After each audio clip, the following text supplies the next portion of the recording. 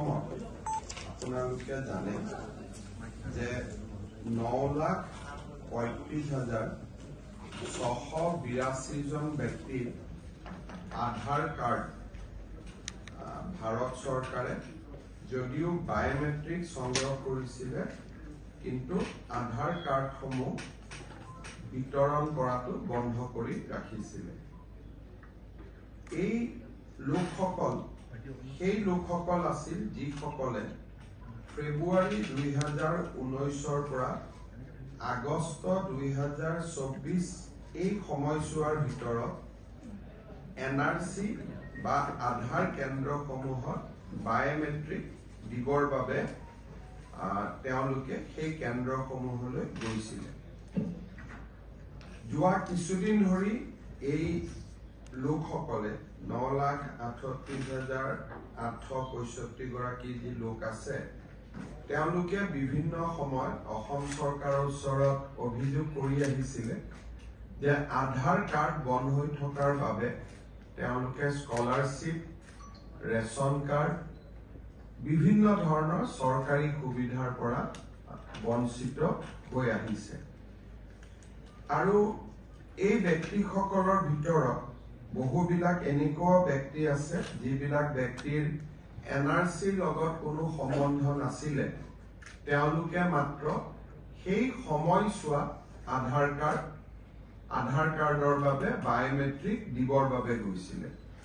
অৰ্থাৎ এই আধাৰ কাৰ্ড আৰু এনআৰসিৰ কোনো প্ৰত্যক্ষ সম্পৰ্ক নাছিলে। সম্পৰ্ক ইমানেই আছিলে যে সেই 4 মাহৰ সময়ছোৱাৰ ভিতৰত তেওঁলোকে বায়োমেট্ৰিক দিবৰ বাবে এনআৰসি বা আধাৰ সেৱা কেন্দ্ৰসমূহলৈ গৈছিলে আৰু তেতিয়া এনআৰসি আৰু আধাৰ সেৱা কেন্দ্ৰ একেটাই আছিলে, দুটা পৃথক পৃথক নাছিলে। এই বিষয়টোৰ ওপৰত অধ্যয়ন কৰিবলৈ আমি এখন কেবিনেট সাব কমিটি গঠন কৰিছিলো। প্ৰায়বোৰ সদৌ অসম ছাত্ৰ সন্থাকে ধৰি সংগঠনসমূহৰ লগত আলাপ আলোচনা কৰিছিলে আৰু তেখেতসকলেও এটা ঐক্যমতত উপস্থিত হৈছিলে যে এনআৰসি আৰু আধাৰ কাৰ্ডৰ কোনো প্ৰত্যক্ষ সম্বন্ধ নাই আৰু সেইকাৰণে আধাৰ কাৰ্ডসমূহ যদি ভাৰত চৰকাৰে বিতৰণ কৰে তেতিয়াহ'লে কাৰো আপত্তি নাথাকিব। এই বিষয়টো আমি কেবিনেটলৈকে লৈ গৈছিলো। কেবিনেট সাব কমিটিটোৰ যিটো ফাইণ্ডিংছ আছিলে তাক তেখেতসকলে কেবিনেটেও সমৰ্থন কৰিছিলে আৰু ভাৰত চৰকাৰৰ লগত এই বিষয়ে আমি যোৱা 2 বছৰ ধৰি যোগাযোগ কৰি আছিলো যে আধাৰ কাৰ্ডখিনি খুলি দিব লাগে। মানুহৰ ৰেচন কাৰ্ডৰ পৰা স্কলাৰশ্বিপ বিভিন্ন ক্ষেত্ৰত অসুবিধা হৈছে। যোৱা 29/7/2024 তাৰিখে আমি অসম চৰকাৰে ভাৰত চৰকাৰে আমাক অনুৰোধ কৰে যে অসম চৰকাৰে এটা আনুষ্ঠানিকভাৱে ভাৰত চৰকাৰক গোটেই বিষয়টো জনাব লাগে। আমি ভাৰত চৰকাৰক 19/7/2024 এটা ফৰ্মেল প্ৰপোজেল দিওঁ যে এই 9,35,682 জন ব্যক্তিক আধাৰ কাৰ্ডসমূহ মুকলি কৰি দিব লাগে। আমি দিয়া পত্ৰখনৰ ওপৰত ভাৰত চৰকাৰে চলিচিটৰ জেনেৰেল অফ ইণ্ডিয়াৰ পৰামৰ্শ লয় আৰু যোৱাকালি 27/8/2024 তাৰিখে ভাৰত চৰকাৰে ইউডিআই যি আমাৰ আধাৰ কাৰ্ডৰ যিটো অথৰিটি, ইউনিক আইডেন্টিটি যিটো অথৰিটি আছে, তেওঁলোকক নিৰ্দেশ দিছে যে অসমৰ বন্ধ হৈ থকা আধাৰ কাৰ্ডসমূহ মুকলি কৰি দিব লাগে আৰু যাৰ আধাৰ কাৰ্ডৰ যোন যোগ্য ব্যক্তি যাৰ পৰা আমি বায়োমেট্ৰিক সেই সময়ত লৈছিলো, এই 9,35,682 গৰাকী ব্যক্তিক আধাৰ কাৰ্ডসমূহ উভতাই দিব লাগে আৰু তেওঁলোকক আধাৰ কাৰ্ড লোৱা যি বাধা আছিল সেই বাধা ভাৰত চৰকাৰে আনুষ্ঠানিকভাৱে প্ৰত্যাহাৰ কৰিছে।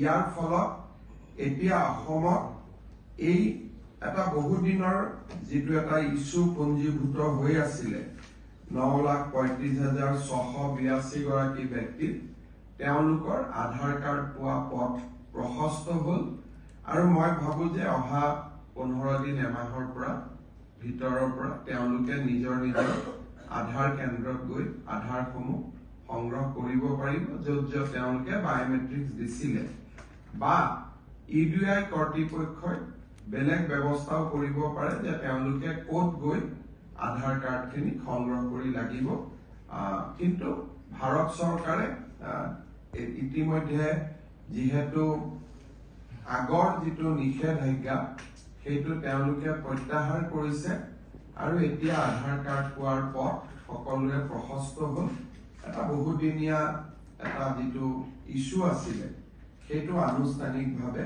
ৰিজলভ হ'ল বুলি মই আশা কৰিছো কেন্দ্ৰীয় গৃহমন্ত্ৰী ডাঙৰীয়াক এই বিষয়টো লৈ মই ব্যক্তিগতভাৱে সাক্ষাৎ কৰি মানুহখিনিৰ কথা বুজাইছিলো আৰু তেখেতেও বিশেষকৈ গোটেই বস্তুখিনি বুজি তেখেতে নিজে অনুমোদন দিয়ে যে আধাৰ কাৰ্ডসমূহ মানুহক ঘূৰাই দিব লাগে মই কেন্দ্ৰীয় গৃহমন্ত্ৰী অমিত শ্বাহ ডাঙৰীয়াকো আনুষ্ঠানিকভাৱে অসম চৰকাৰৰ হৈ ধন্যবাদ জনাইছো যে বিষয়টো এটা নিষ্পত্তি হোৱা বাবে এই কথাটো ক'বৰ কাৰণে আপোনালোকক মই মাতিছিলো আৰু ভাৰত চৰকাৰৰ যিখন অফিচ মেমৰেণ্ডাম তাৰ কপি এটা আপোনালোকক আমি দি দিম যাতে আপোনালোকে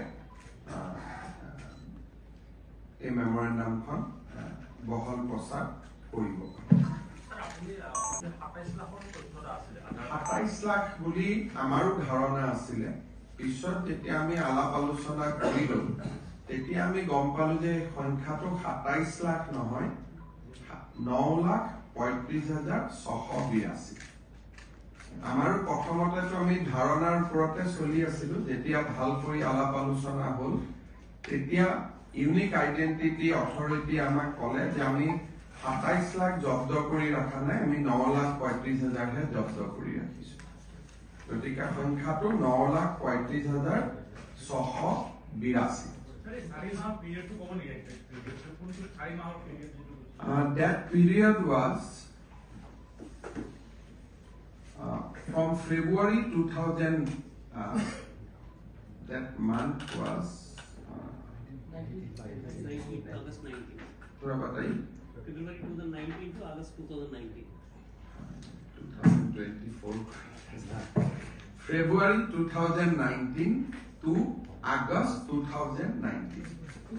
Was it also linked with the NRC enrollment process? It was supposed to be linked to be NRC, but they fizzle out the entire thing. Even non-NRC people whose name is there in NRC, their NRC also got blocked. Aadhaar also got blocked.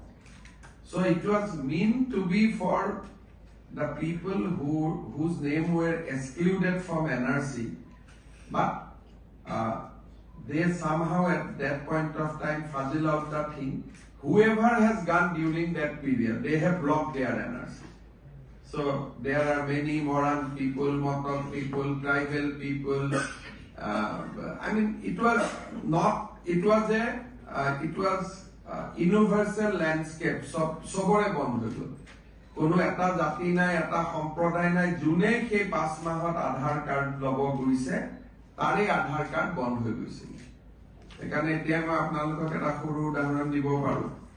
যে ডিব্ৰুগড়ত 15,000 মানুহৰ আধাৰ card block হৈ আছিল গোলাঘাটত 8,000 যাৰ লগত হয়তো কোনো এনআৰসি সম্পৰ্কই নাই শিৱসাগৰত 10,000 তেনেকুৱা ধৰণৰ মানে that landscape was everybody আমি চাইছিলো যে কোনোবা ৰিলিজিয়ন আছে নেকি কোনোবা সম্প্ৰদায় নেকি আমি পিছত দেখিলো ইয়াত কোনো সম্প্ৰদায়ও নাছিলে NRC নাম থাকা মানুহ ড্ৰাফটত নাম থাকা মানুহৰ আধাৰ ব্লক আছিল ফাইনালত নাম থকা মানুহৰ আধাৰ ব্লক আছিল কাৰণে we could not establish any correlation between NRC and Aadhaar মানে NRC নাম বাদ কৰিলেও এতিয়া আধাৰ কাৰ্ড থাকিব স্যাৰ মানে যিখন মানে আমি এই মানুহখিনিৰহে কথা কৈছো এই মানুহখিনিৰ নাম আধাৰ নাম NRC ড্ৰাফটতো আছিল ফাইনালতো আছিল মই এটুকে কৈছো যে এই মানুহখিনিৰ লগত এনআৰচিৰ কোনো সম্পৰ্ক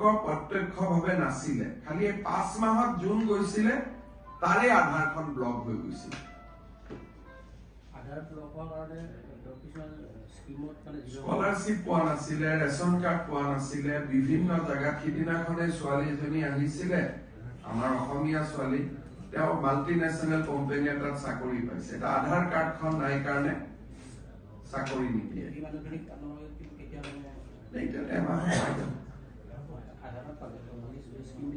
স্কিম বিলাক তেওঁলোকে এতিয়া এপ্লাই কৰি থাকিব আমি আৰু স্কিম দিব নাযাওঁ তেতিয়া তেওঁলোকে স্কিমত আবেদন কৰিব পাৰিব ইলিজিবল হ'ব আমি আমাৰ কোনো স্কিমৰ পৰা ষ্টেটৰ স্কিমৰ পৰা কোনো বঞ্চিত নহৈছিলে মেইনলি চেন্ট্ৰেল আৰু প্ৰাইভেট সেক্টৰত বঞ্চিত হৈছিল ধৰক এজনী যোৱা কেইদিনমান আগতে মই পলাশবাৰীত এগৰাকী ছোৱালীক পাইছিলো সৈনিক স্কুলত পঢ়ি আছে স্কলাৰশ্বিপ এপ্লাই কৰিব পৰা নাই এতিয়া পাৰিব বাধাটো উঠি গ'ল আৰু outside of the 19 lakhs people. No. These has no correlation with 19 lakhs and 17 lakhs. That was the main findings. Initially, we thought these are 9 lakhs out of that 19 lakhs. But then we found that there is no relation between 19 lakhs and 9 lakhs. So, ji 19 lakhs or NRC naam nai telok nijor jagat ase. Ei 9 lakh juntun mane. কোনো তেওঁলোক কিবা এনআৰচিৰ কাৰণে বাদ পৰিছে নাগৰিকত্বৰ কাৰণে বাদ পৰিছে তাত তেনেকুৱা কোনো ইস্যু নাই ইয়াৰ ভিতৰত হয়তো 50,000 1 লাখ মানুহৰ নাম হ'ব যাৰ এনআৰচিটো নাম নাই বেলেগ কথা কিন্তু এনআৰচিত নাম নোহোৱা বাকি সব মানুহৰ আধাৰ আছে পিছত আৰু আগত জুনে লৈছে খালি সেই 5 মাহ সময়টোত জুনে গৈছে আধাৰ কাৰ্ডত কোনবা ডক্টৰৰ ছোৱালী হ'ব পাৰে খেতিয়কৰ ছোৱালী হ'ব পাৰে জাতি ধৰ্ম বৰ্ণ জুনে কৈছে তাকে তেওঁলোকে ব্লক কৰি দিছিল আমি গোটেই ডিসি বিলাকৰ পৰা ৰিপৰ্ট লৈছিলো যে এনআৰসি লগত কিবা সম্পৰ্ক আছে নেকি এতিয়া আমি গম পালো যে এনআৰসি লগত কোনো সম্পৰ্ক নাই নহলে তো পুৰা 19 লাখ কাৰ্ড বন্ধ হৈ থাকিলে বন্ধ হৈ আছিল 9 লাখ 19 লাখ বন্ধ হৈ থাকিলে আমি বুজিলোহেঁতেন যে ই এনআৰসি লগত জড়িত আছে আমাৰ এনআৰসিৰ কোঅৰ্ডিনেটৰ আছে তেওঁকো আমি সুধিলো ইয়াৰ লগত কিবা এনআৰসিৰ সম্পৰ্ক আছে নেকি তেওঁলোকে ইয়াৰ কলে আমাৰ এনআৰসিৰ লগত কোনো সম্পৰ্ক নাই সেইকাৰণে আছু বা আন সংগঠন বিলাকৰ লগত আমি কথা পাতিছিলো তেওঁলোকেও আমাক কলে যে এইটো যিহেতু এনআৰসিৰ লগত কোনো সম্পৰ্ক নাই গতিকে আধাৰখিনি ৰাখা নাৰাখাটো কোনো মিনিং নাই কি ৰিজন সেট কৰিছিল ব্লকটোৰ কাৰণে বিকজ এনআৰসি কেন্দ্ৰ and আধাৰ কেন্দ্ৰ were same আমাৰ অসমত প্ৰথম আধাৰ কেন্দ্ৰ চলি আছিল সাডেনলি গভৰ্ণমেন্টে আধাৰ কেন্দ্ৰতে এনআৰসি বুলি বোৰ্ডখন লগাই দিলে দুখন বোৰ্ড লাগি থাকিলে গতিকে এনআৰসি মানুহ গল তাতে ধাক্কা খালে আধাৰৰ মানুহ গৈ ধাক্কা খালে সেইকাৰণে এইটো সমস্যা কল 5 মাহৰ টাইম স্পেনৰ 5 মাহৰ আগত আৰু পিছত এতিয়া এনআৰসি যাৰ নামো নাই আজি যদি আধাৰ লব গৈছে আধাৰ পাই গৈছে বা আগতো যদি গৈছিলে আধাৰ পাই গৈছিলে মাজৰ 5 মাহত বেসিক্যালি খেলিমেলিৰ কাৰণে এইটো বন্ধ হৈ গৈছিল ইয়াৰ ভিতৰত হয়তো কিছুমানৰ নাম এনআৰসিটো নাথাকিব পাৰে কাৰণ আমি এনআৰসি লিষ্টখন দেখা নাই কিন্তু আমি ইনকুৱাৰী কৰি যেটো দেখিলো যে যদি এনআৰসিৰ লগত সম্পৰ্ক হলেতেন 19 লাখ বন্ধ হৈ গলতেন we could not establish any correlation between NRC and Aadhaar আমি প্ৰত্যেক ডিসিৰ পৰা আমি নাম ললো কিছুমানৰ নাম প্ৰথমৰ পৰাই এনআৰসিত আছে ফাইনেলতো আছে ড্ৰাফটতো আছে কিন্তু আধাৰখন আমি খুধিলো কিয় গৈছিলে বুলে স্কলাৰশ্বিপ কাৰণে গলো চাকৰি এপ্লাই কাৰণে গলো আধাৰ লব গলো ব্লক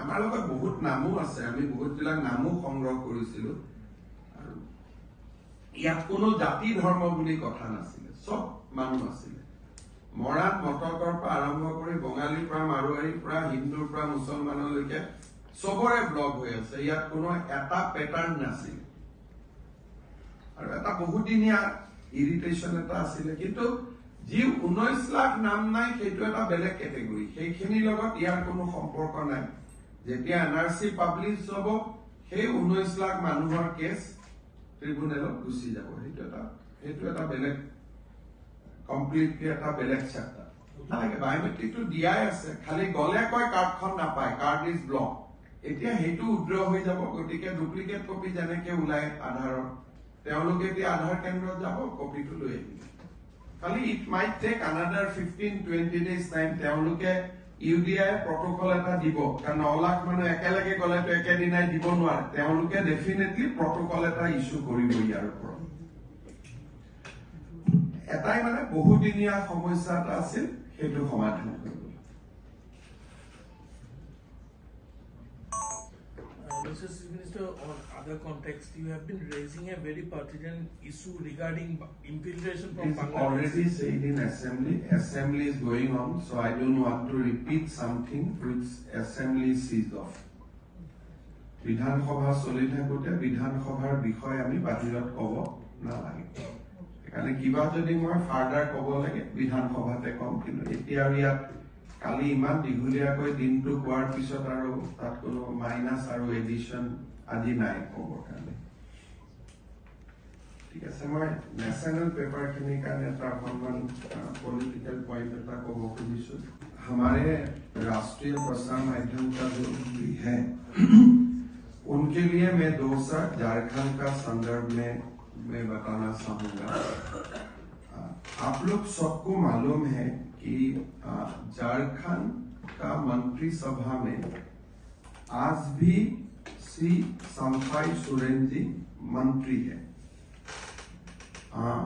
उन्होंने बीजेपी ज्वाइन करने का निर्णय लिया है 30 तारीख ज्वाइन होगा जब तक वो रिजाइन नहीं लेते हैं तब तक वो एक माननीय मंत्री भी है और साथ में सब जानते हैं कि वो एक former chief minister of Jharkhand भी है तो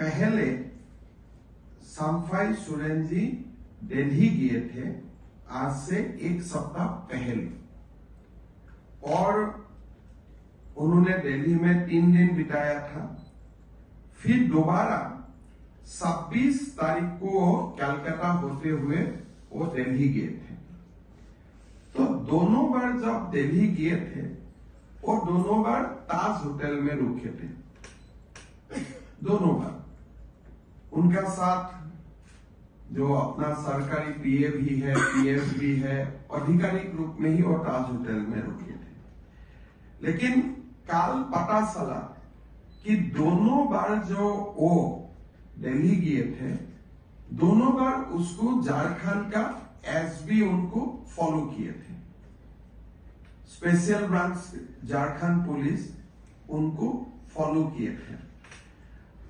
एक मंत्री जैसे मैं आज सीएम हूं अगर केशव महंत जी का पीछे में एसबी लगा देता हूं कि उनका मूवमेंट ट्रैक कीजिए आप लोग समझ सकता है कि ये कितना एक बुरा और कितना एक निगेटिव परंपरा है तो कल इवनिंग ये दोनों एसबी का एजेंट को लोगों ने पकड़ा होटल में ही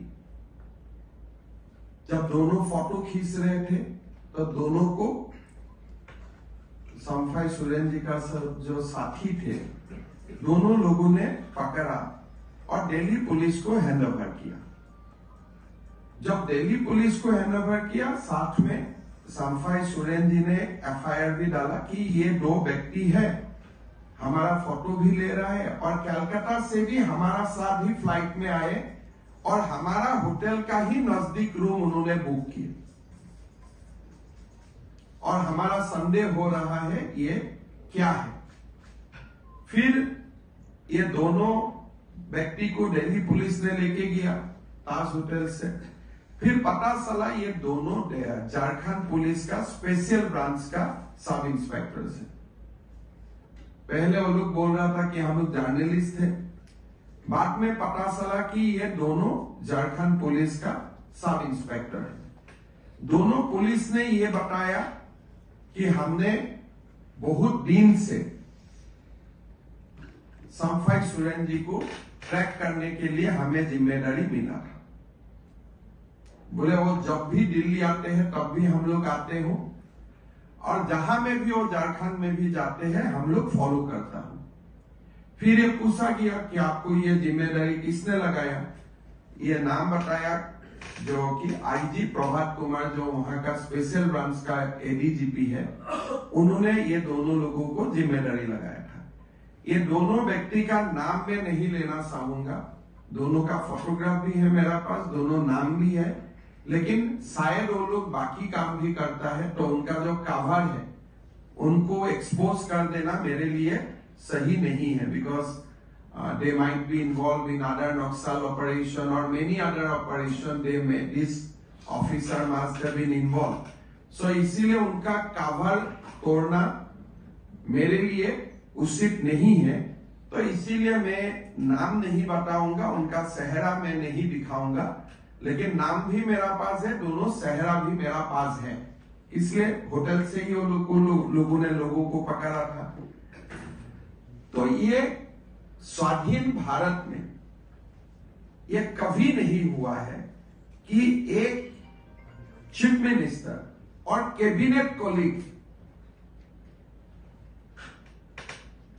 एक चीफ मिनिस्टर और कैबिनेट कॉलीग का ऊपर, जैसे आज अगर मैं मेरा ही कैबिनेट मंत्री जी का ऊपर मैं एसबी लगा देता हूं, या मोदी जी अपना ही कैबिनेट मिनिस्टर का पीछे लगा देते हैं ऑफिसर्स कि कहां जाते हैं, कैसा जाते हैं, ट्रैक करो, एक साथ ट्रेवल करो, होटल का साथ में ही रहो, जो भी मिलने आते हैं उनका फोटो खींचो, उनका फोटो भेजो।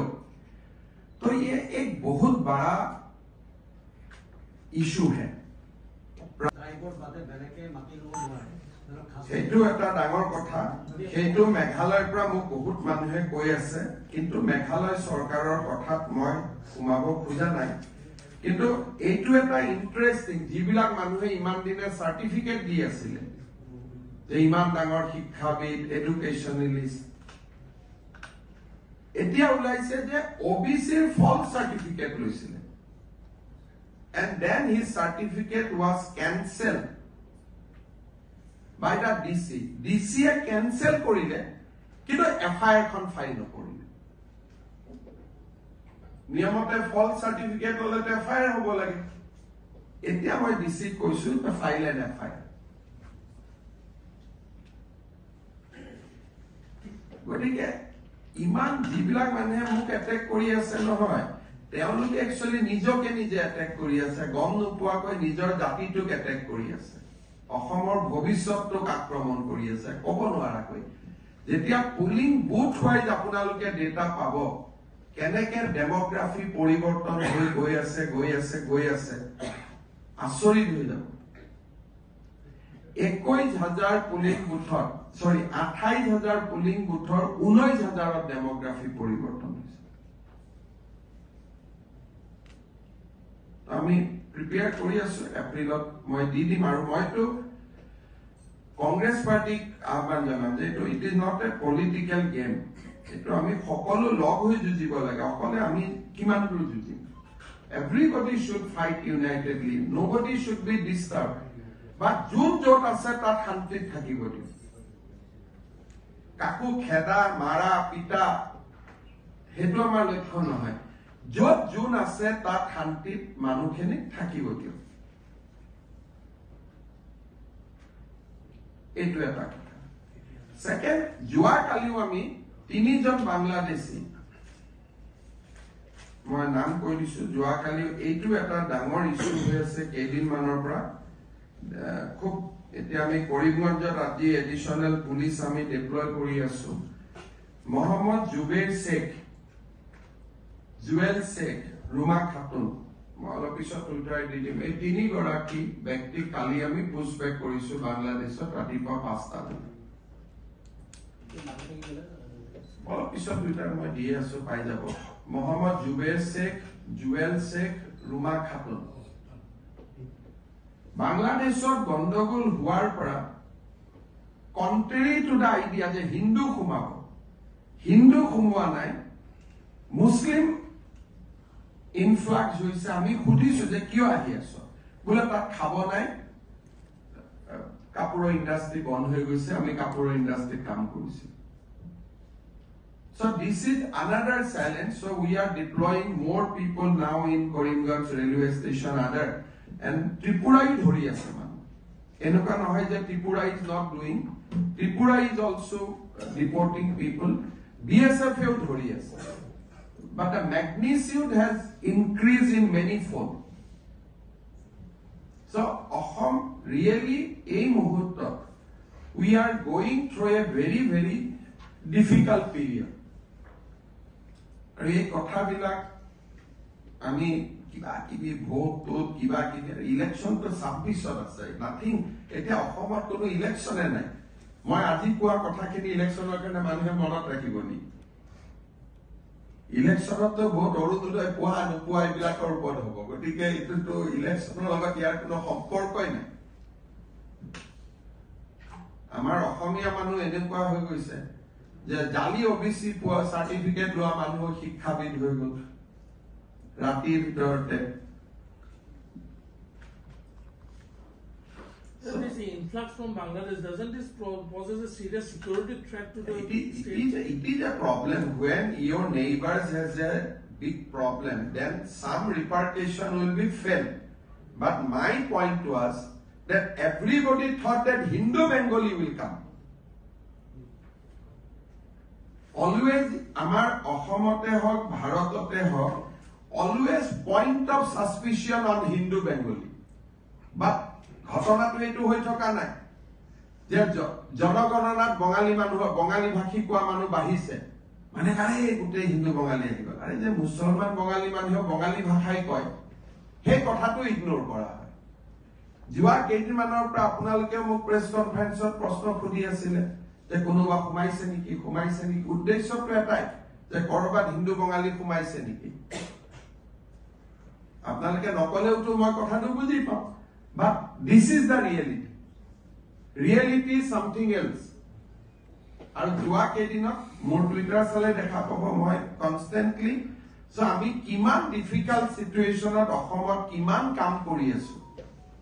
How we are fighting this battle.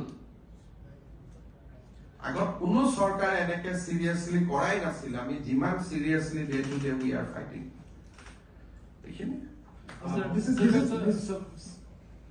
So our approach is very, very positive. No malice to anybody. We are just trying to secure communal harmony, peace in Assam. And that white paper will reveal many interesting facts. In Bhim, you will go and you will get a place called, you will get a village named Kosarigaon. And today, there is not a single Kosari there.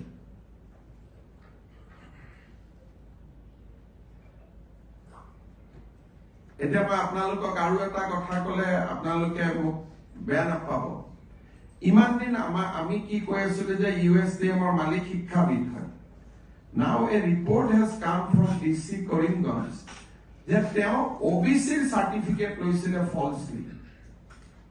And then his certificate was cancelled by DC Karimganj. Eta false OBC certificate loa manujon শিক্ষাবিদ হ'ব পাৰে নেকি? So my details মই নকওঁ but Kiram community member হয় বুলি he took a OBC certificate. Then people instituted complaint against him.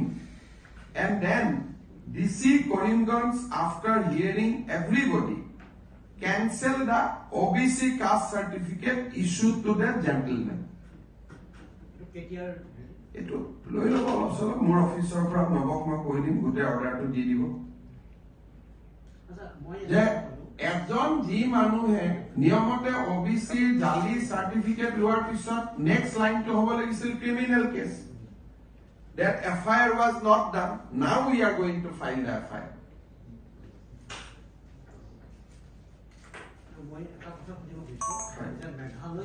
Which was tabled in the assembly.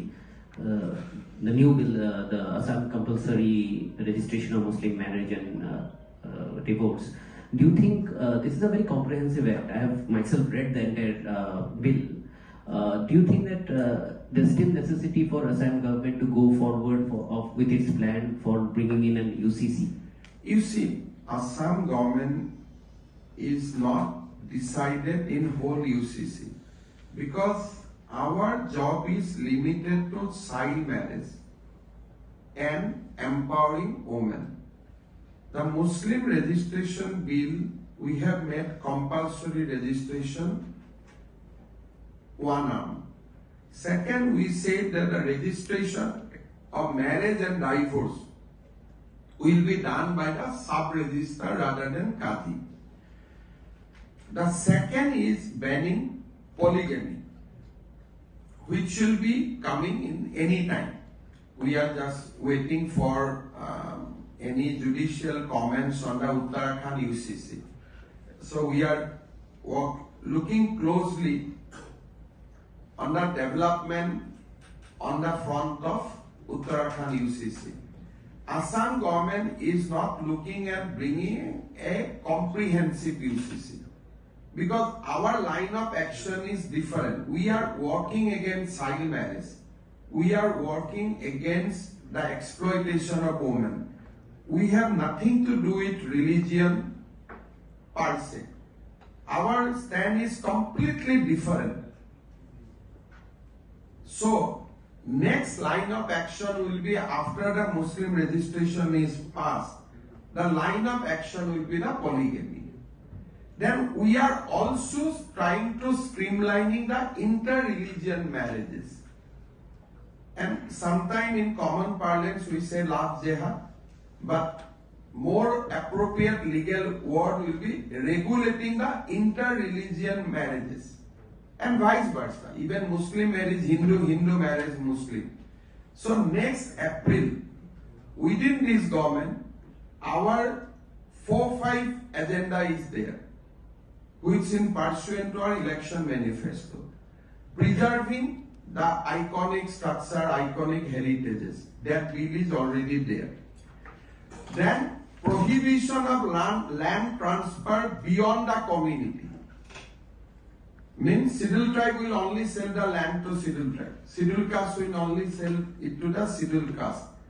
So many a times there is allegation that big businessmen come, they take the money, land of poor. So we are now trying to look at the inter-community land transfer. We don't want the land goes out of the community.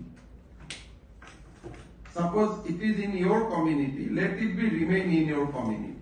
So we are looking at a comprehensive bill that inter-community land transfer will be allowed, intra-community land transfer will not be allowed.